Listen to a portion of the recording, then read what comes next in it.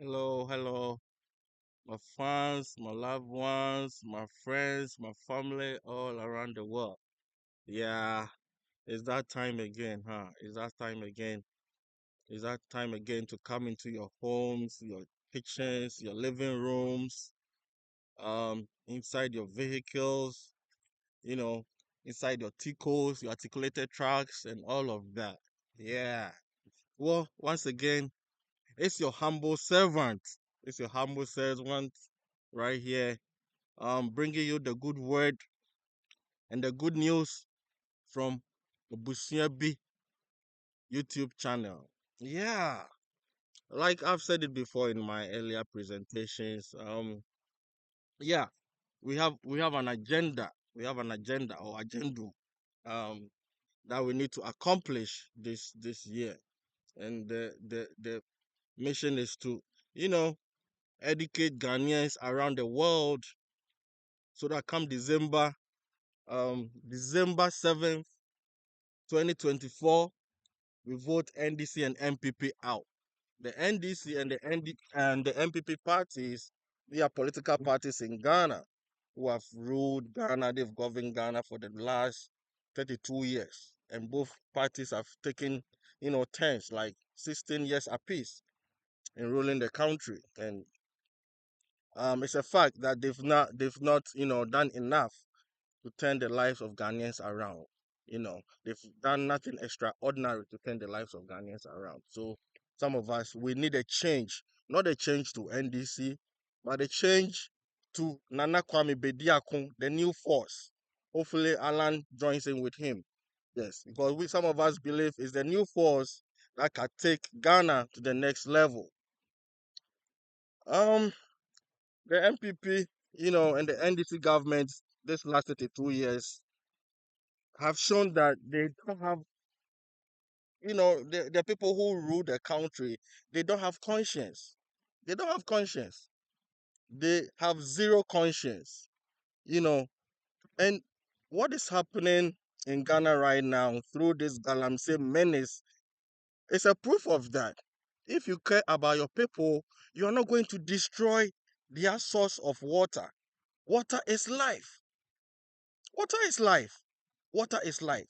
So how do you destroy, the water bodies in your country? Then you tell your people that you like them, you love them, you want to govern them. It doesn't make sense.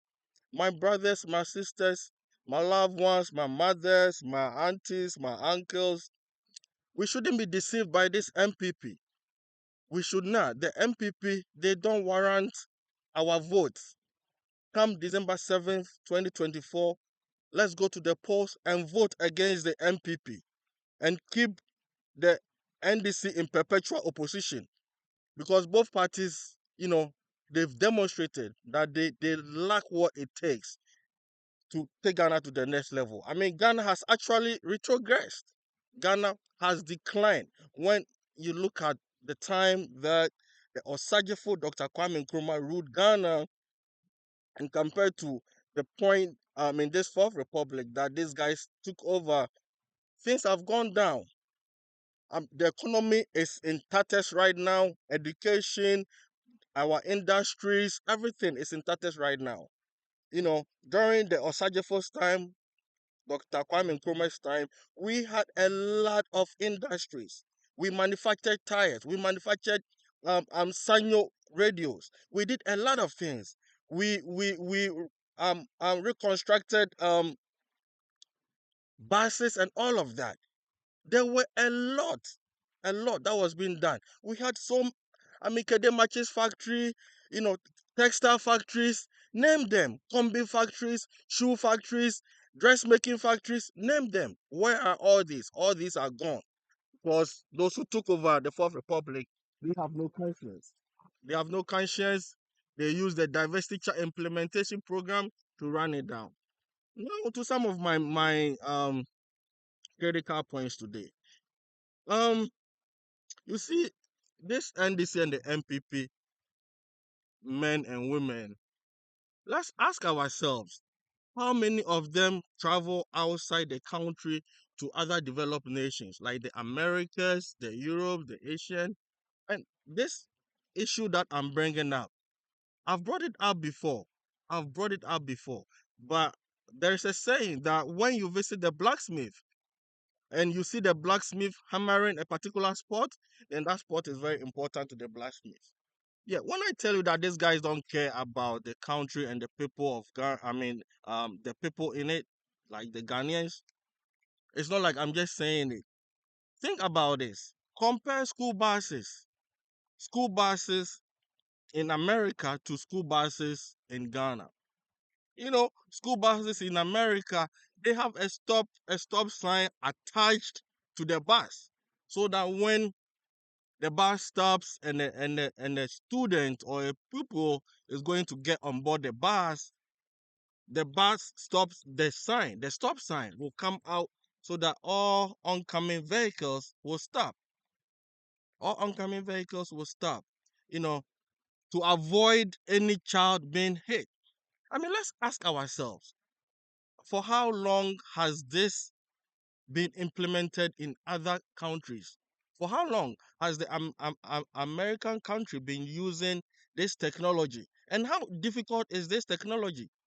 Let's ask, why is it that our men and women, those in power, those in positions, have not been able to implement such a simple thing? I mean, what would we need to, get something like this implemented in all schools in Ghana? I mean, so that their school buses will have a stop sign. Like the stop attached to the bus, so that when the bus stops, the stop will come out. Then all oncoming for I mean, so when I say these guys don't think about the people of Ghana, this is one of the reasons, because they don't care. When a vehicle hits your child in Ghana or whatever, nobody cares about you. You see, this technology, somebody has already done it. The blueprint is already there. The blueprint is already there. You don't have to think to do this. You just go on YouTube. How is this thing done? You get your welders, your other artisans, your artists, whatever. Just do it. Your electrician, to just do it, right? So what is preventing these guys from implementing such a policy, so that all schools in Ghana will have the stop sign attached to their school buses, so that it will help prevent accidents? Think about it. Think about it. You know. So I mean, and this is just one example.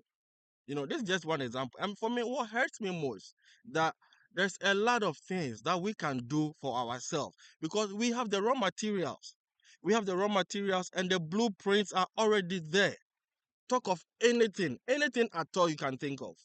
At all you can think of. We have the raw material, the blueprints are there, the people in the country are smart. So what's preventing us from moving forward?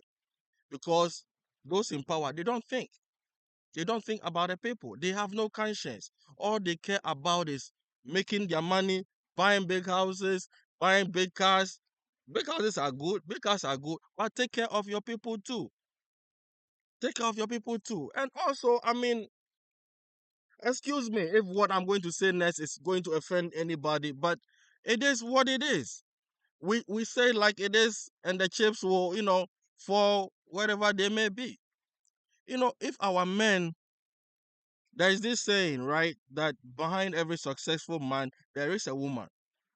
So if our country is going down, then it means our women to have a role to play. What kind of advice are our women, our mothers, our grandmothers, our aunties, our sisters giving to the men, you know, they are married to, or their partners to, or they are whatever with? What kind of advice are we? I'm sorry to say, but now I think most of our women are just chasing artificial hair. They're just chasing weaves and fake hair. That is what it is. Why do you want to look like somebody else? Have we ever seen any other um um um how do I put it? Any other race or whatever lady try to look like the black woman? No. So why do you want to wear a weave, a fake hair that looks like somebody else.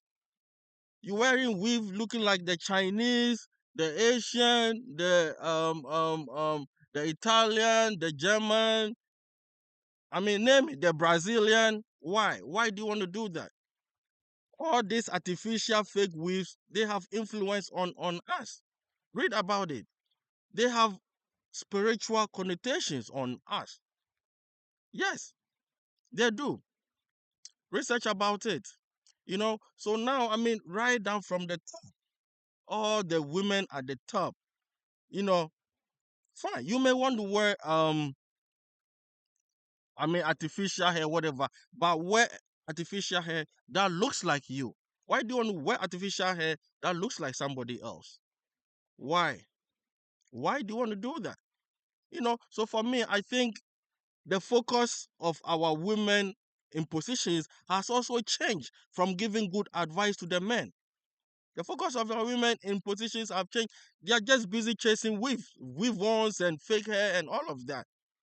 And think about the economic implications. The economic implications in Ghana or to the Ghanaian people or to the Ghana, the country as Ghana. Think about the economic implications. Importing weaves. We use hard currency, hard cash to import weaves. We don't manufacture weaves in Ghana. We don't manufacture fake hair in Ghana. We don't manufacture weaves in Ghana. We don't manufacture fake hair in Ghana. You see? So all of this, I mean, all of these affect us in every way. In every way. In every way. Our women, instead of advising the men, are busy chasing weaves. And yesterday I read somewhere that Xi Jinping, the Chinese president, I mean, there's nothing wrong if we partner with other countries. We need that. We need that. We have to partner with other people. Exchange ideas, technological ideas, knowledge in economy, commerce, whatever. But why must it take Xi Jinping, the Chinese president or prime minister, to tell us that he is going to help us modernize Africa? Why? Can't don't African leaders know that they have to modernize the continent? Don't we know that? Don't we know that already? When the Osajefo Dr. Kwame Nkrumah was alive, the Malaysians were coming to him for advice. So where did we go wrong? Where did we go wrong as a people? Well, before I forget, if it's your first time on this channel, please don't forget to subscribe, like, and share. Subscribe, like, and share so that this message will get to everybody around the four corners of this world, eh? Especially to all Ghanaians. I hope that we get well-meaning Ghanaians so that come December 7th, we all vote for Nana Kwame Bediakon and the new force. Hopefully, Alan Chematin merges with him. So please, if this is your first time watching a Busuembi channel, please subscribe, like, and share. If it's not your first time and you've been watching us, but you've not subscribed yet, please do so. Subscribe, like, and share. I'm not doing this for any trending or anything, but we just want to propagate the message. We want to propagate the message because the MPP and the NDC, they have failed the people of Ghana. And we cannot continue with them. We cannot continue with the MPP and the NDC. They've destroyed Ghana. And the Galamsey alone, now Galamsey alone, Galamsey alone. And if you are living in Abrochire, if you are living abroad in America, don't think this does not affect you. The Ghana food that you eat, the Ghana food that you are busy eating in America is also polluted. The Ghana food that we import from Ghana, you think you are in America, so you are eating Ghana food, it's also polluted. So you must be concerned. You must be concerned about it. You are living in England, Scotland, Wales, Japan, Thailand, wherever. You must all be concerned. We must all be concerned. Because the same water that, nourishes our farmlands is from that same farmlands that we get our fruits that they import to America. They export to Europe and Asia and other countries. So please, let's all get involved. Let's all get involved. in kicking the MPP out and keeping NDC in perpetual opposition. Because both parties, they have shown that after 32 years, they have nothing good to offer the people of Ghana. And like I've said it before in my several videos, if you have a business and for 32 years, two consultants you employ to help turn your business around have not been able to help turn your business around, then forget it. But after 32 years, if the consultants are not able to break even, then there is nothing they can do. It's either they are doing what they are doing deliberately, or they have no clue what to do to turn the business around. And that is the situation Ghana is facing right now. So please, let's all go to the polls December 7th, voting against the MPP, vote for Nana Kwame Bediako and the new force. I just took a break. I'm on my way back from, attending a friend's mother's funeral. So I'm on my way back to my village. Decided to have a stopover at beautiful Clear Lake. Beautiful Clear Lake. You see the river and the river and the mountain. There's no galamsey going on here. Beautiful river. Look at that. See? Look at that. Beautiful river. Huh? Beautiful river. The sun. Everything is nice here. The river is clear. See, the river is clear. Nobody is doing no galamsey here. You don't you think there is some mineral sources here too? There is definitely something in this river, but they are not destroying it. Unlike Ojokrum, where the people who are supposed to protect our water bodies, they themselves are busy destroying it. You know, in some days to come, some of us are going to put our stomach down. We are going to fast. We are going to fast for God Almighty to show His power mm, towards some of these people. We are going to fast 7 days. Those who want to join in, join in. Because some of us will not sit down. I mean, you may think, why is this guy bothering himself like that? I'm not bothering myself. It's in the scriptures. If you know what is good and you don't do it, it's a sin. Mm? And some of us, we just care about the livelihood of others. We don't just think about ourselves. We care about other people too. We care about other people too. We all came to meet this earth. We all came to meet this world. We all came to meet this continent, this world, whatever. We must leave the world a better place. We must leave the world a better place. I think I'll leave this with you. We must all try to leave this world a better place. Okay? So I'll sign off here. Peace and love to you. Okay? All right. You be good. Have a good week and don't do anything I wouldn't do. Thank you.